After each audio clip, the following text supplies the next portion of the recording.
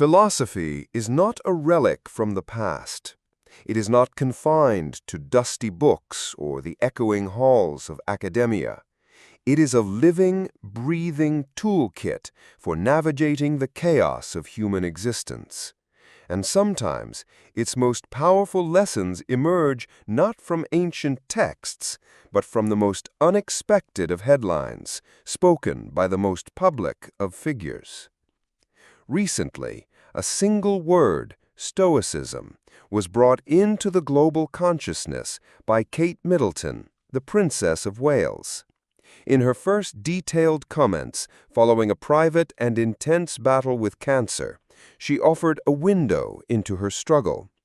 But more than that, she offered a masterclass in an ancient philosophy designed for exactly these moments of trial, uncertainty, and immense pressure. This is not just a news story about a royal's health. This is a profound, real-world demonstration of Stoicism in action.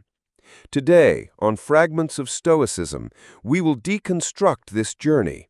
We will move beyond the headlines to uncover the deep Stoic wisdom woven into her words and actions, and discover how these timeless principles can arm each of us for the battles we face in our own lives. Part 1.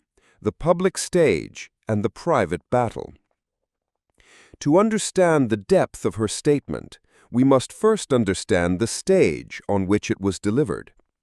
The life of a senior royal is a paradox. It is a life of immense privilege, lived within a gilded cage of immense pressure. Every action, every expression, every choice of attire is subject to interpretation and scrutiny. There is no true off the clock. In early 2024, after a planned abdominal surgery, the princess stepped back from public life. In the vacuum of official information, a storm of speculation, conspiracy, and cruel online gossip began to brew. The pressure was not just from a silent illness, but from a roaring, demanding public. It is in this crucible of external chaos that the first Stoic principle becomes not just relevant, but essential. The brave face as a Stoic shield. The princess spoke of putting on a brave face. To a casual observer, this might sound like suppression, a classic stiff upper lip. But through a Stoic lens, it is something far more strategic and powerful. It is a direct application of the core teaching of Epictetus, the dichotomy of control. This principle states that in life, some things are within our control and some are not. Our health, the actions of others, our reputation, these are ultimately outside of our direct control. What is within our control are our own thoughts, our judgments, and our actions. A Stoic focuses their energy entirely on the latter. Kate could not control her diagnosis. She could not control the rampant media speculation. She could not control the public's demand for information. But she could control her response. The brave face was not a denial of fear or pain. It was a conscious decision to face adversity with dignity. It was a shield, not to hide her humanity, but to protect her inner state, her proairesis, or moral character, and her young family from the relentless storm outside. It was an act of courage, the first of the Four Cardinal Virtues of Stoicism. Premeditating evil, the Stoic armor. There's another Stoic practice that feels particularly relevant here. Premeditatio malorum, the premeditation of evils. Seneca, in his letters, urged us to regularly contemplate the worst-case scenarios, not to be morbid, but to be prepared. What is quite unlooked for is more crushing in its effect, and unexpectedness adds to the weight of a disaster. By imagining potential hardships, illness, loss, public disgrace, we strip them of their power to shock us. We rehearse our response, so that if the unthinkable happens, we are not paralyzed by surprise. While we cannot know her private thoughts, a life lived in the public eye is in itself a form of training in premeditatio malorum. One must always be prepared for the unexpected turn, the critical headline, the personal crisis becoming a public spectacle. This mental armor, this rehearsed resilience, allows one to maintain composure when the feared event actually comes to pass. Part 2. Deconstructing Stoicism in the Crucible. The princess using the word Stoicism explicitly is a critical distinction. She didn't just say she was being stoic, she named the philosophy. This invites us to look deeper, beyond the common misunderstanding of Stoicism as being emotionless, and towards the rich, nuanced framework of Stoicism with a capital S. At its heart are the Four Cardinal Virtues.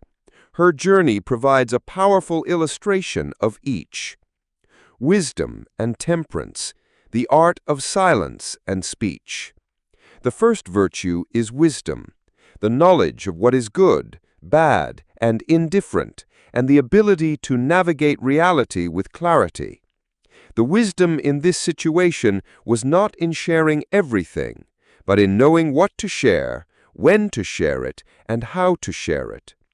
The decision to wait, to craft a personal message delivered by herself, and to explain the situation in her own time was an act of profound wisdom. It acknowledged the public's interest without surrendering to its demands. This is intrinsically linked to the virtue of temperance, or self-control. In the face of immense provocation and cruel speculation, there was no public lashing out, no defensive retort.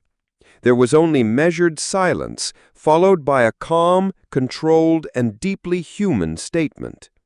This moderation, this refusal to engage with the chaos on its own terms, is the very essence of Stoic temperance. It is the strength of a dam that quietly contains immense pressure, rather than the explosive force of a volcano. Justice and courage, duty to others and to self. The third virtue is justice, which a Stoic understands as fulfilling one's duty to the human community. For the princess, this meant balancing her duty to the public with her duty to her family, and most importantly, to herself. The just act was to eventually inform the public, who support the monarchy, but only after the most important duties were fulfilled. Processing the news with her husband, and, as she so poignantly stated, explaining the situation to her children in a way they could understand. This definition of justice connects to the Stoic concept of oikeiosis, the idea that our concern should radiate outwards in concentric circles, from ourselves to our family to our community to all of humanity. Her actions prioritized those inner circles first, which is the foundation of a just and well-ordered life. And finally, we return to courage. It is the engine that drives the other virtues. It takes courage to be silent when the world demands you speak. It takes courage to be vulnerable on a global stage. It takes courage to face a terrifying diagnosis, to endure grueling treatment, and to look a camera in the eye and share your truth. The Roman Emperor Marcus Aurelius, the most famous of Stoic writers, wrote in his Meditations, "The impediment to action advances action. What stands in the way becomes the way." Kate's illness was the impediment. Her courageous, wise, and just response became the way. Part 3. The Aftermath, the True Stoic Test. The most surprising and perhaps most valuable part of Kate's reflection was not about the fight itself. It was about what came after. "You put on a sort of brave face," she said. "Treatment's done. Then it's like, I can crack on, get back to normal. But actually, the phase afterwards is really difficult." This is a truth rarely spoken. Society loves a comeback story with a clean ending. The battle is won, the hero returns to normal. But this is a fiction. Major life trials change you. They leave scars, both visible and invisible. There is no going back to normal. There is only integrating the experience and forging a new path forward. This is where the practice of Stoicism transitions from a crisis management tool to a lifelong philosophy. Amor Fati, the art of loving your fate. The princess described the experience as a life-changing roller coaster. This is the doorway to one of the most advanced and difficult Stoic concepts, Amor Fati, the love of one's fate. Coined by Nietzsche, but with deep roots in Stoicism, Amor Fati is the practice of not just accepting everything that happens in life, but loving it. It is to see every obstacle, every pain, every setback as a necessary and even desirable part of your journey. It does not mean you call a terrible illness good. It means you accept that this illness, this specific roller coaster, is now part of your story. And since it is your story, you must embrace it fully. You must find the lessons within it, the strength it forged, the perspective it gave you. The goal is to be able to say, I would not have it any other way, for this ordeal has made me who I am. It is the ultimate act of turning an impediment into the way. Her acknowledgement of the experience as a life-changing hints at this profound shift in perspective. Rebuilding in the quiet. The difficulty of the after phase is the quiet, unglamorous work of Stoicism. It's easy to be courageous when the adrenaline is pumping and the world is watching. It's much harder to practice the virtues day to day when the crisis has passed, but its echo remains.